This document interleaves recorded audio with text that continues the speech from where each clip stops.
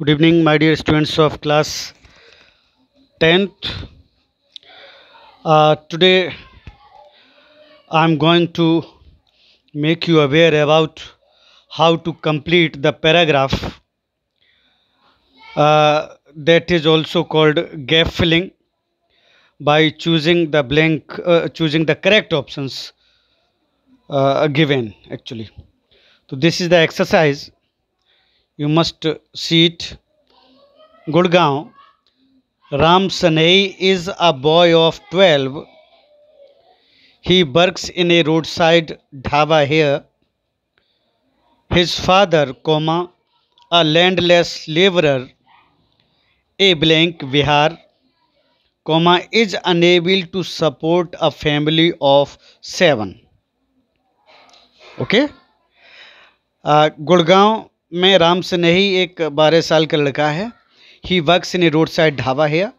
Road side dhaba जो होते हैं वहाँ पे वो काम करता है. उसके पापा एक लैंडलेस लेबरर हैं. कोई ज़मीन कोई चीज़ उनके पास नहीं है, संपत्ति नहीं है. कहाँ? बिहार में. ओके तो फर्स्ट ब्लैंक आपका. First of all you should give attention that the entire paragraph is given in present tense actually.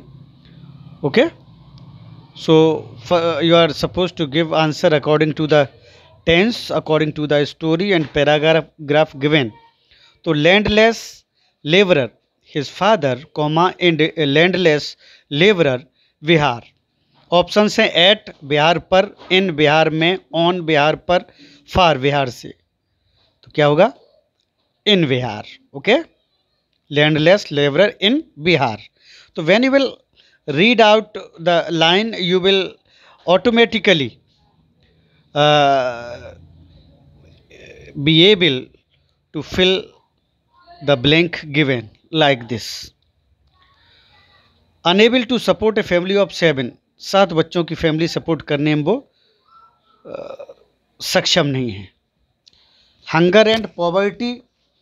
Next, hunger and poverty forced. Poverty forced blank the boy to seek means of livelihood. Here, भूख गरीबी ने उस बच्चे को force कर दिया है to seek means of livelihood here, जीवन यापन करने के साधन के लिए. यहाँ पर फोर्स्ड किसको कर दिया है? A boy, an boy, the boy, and boy. तो फोर्स्ड अ बॉय. अभी आपको मैं बताना चाहूँगा कि आ और द कब यूज होता है. Okay if the line is started with a boy first time, if any boy is being recognised first time, तो हम ए बॉय लगाते हैं. और अगर बॉय को यानी कि उसको हम पहले लिख चुके होते हैं या पहले स्टोरी में उसके बारे में दिया जा चुका होता है, तब जितने बार भी वो आएगा लड़के के बारे में, जो ए बॉय आपका लिखा हुआ है, ये देखिए ए बॉय, तो पहली बार में ही राम सनेही इज ए बॉय यूज होगा. ओके फिर नहीं होगा, फिर द बॉय ही होगा अगर राम सनेही के बारे में कोई बात कही जाएगी. ओके तो poverty forced the boy. Okay क्या होगा? The boy to seek means of livelihood here.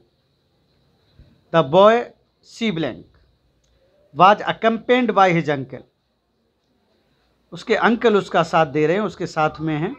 तो द बॉय कोमा हु जो, विच जौन सा, होम जिसके लिए, हुज जिसका.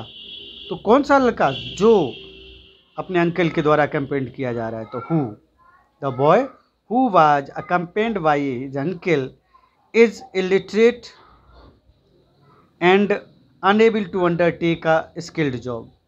इलिटरेट है, अपने अंकल के साथ रहता है मजबूरी में, और कोई भी स्किल्ड जॉब, बढ़िया जॉब पाने के लिए वो अनेबल है, वो असमर्थ है. Okay next, he has to get up at 5 AM. उसको 5 बजे उठना पड़ता है. हैज़ टू किस लिए लगाते हैं? सिंगुलर में has to. In singular we use has to for the pressure, for the helplessness. मजबूरी के लिए आपका जो है हैज़ टू लगाते हैं.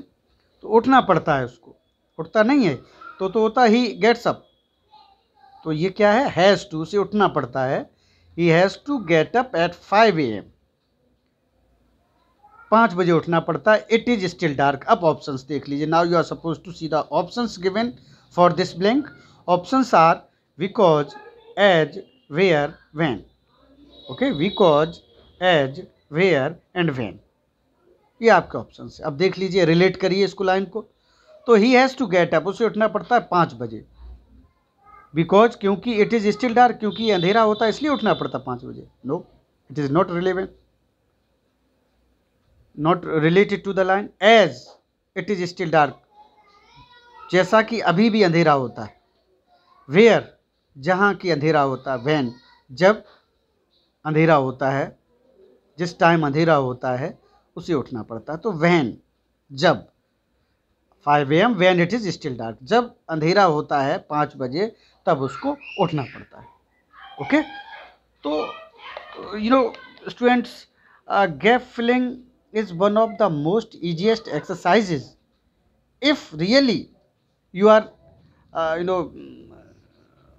perfect in tenses, perfect in other aspect of grammar, then you will be able to complete it. And one thing more, if you are able to relate the lines with the given options, you can guess, but guess is not the final solution.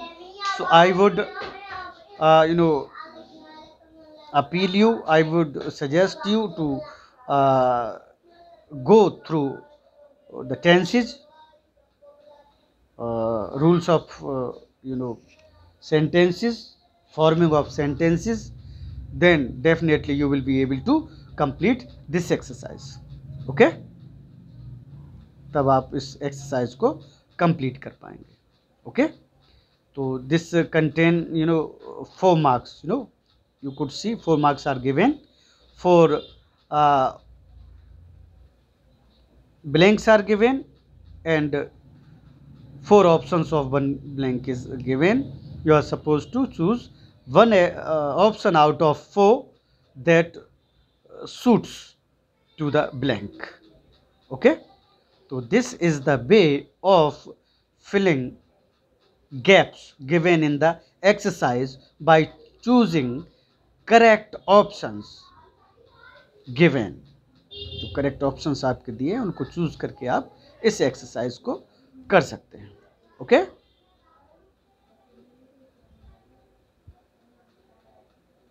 चलिए देख लीजिए इस exercise को। मैंने आपको इसीलिए आज केवल एक्सरसाइज ही आपको दिखा रहा हूँ, तो आप इसको कर पाएँ जिस तरह से मैंने आपको करना बताया है।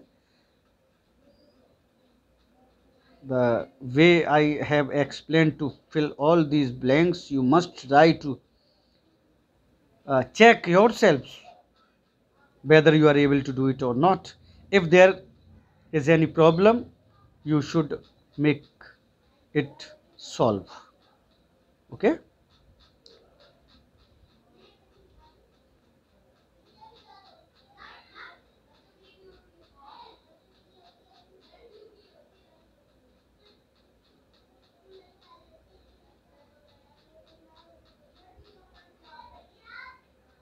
I hope that you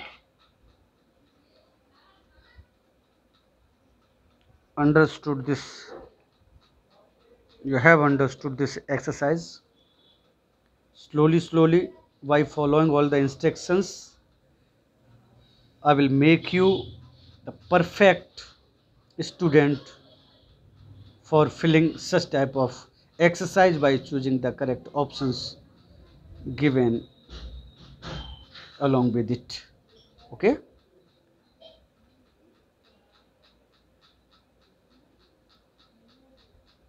thank you. I would bring next exercise in next lecture. Okay, just try to solve this exercise by relating the options, कैसे आए हैं, क्यों आए हैं यहाँ पर, तो आप इसको समझ जाएंगे। ठीक है, तो दिस इज योर असाइनमेंट। ये आपका assignment, you are suppose to complete it and send its pic to me so that I could check it. Okay, thank you. Have a nice day, my dears. God bless you.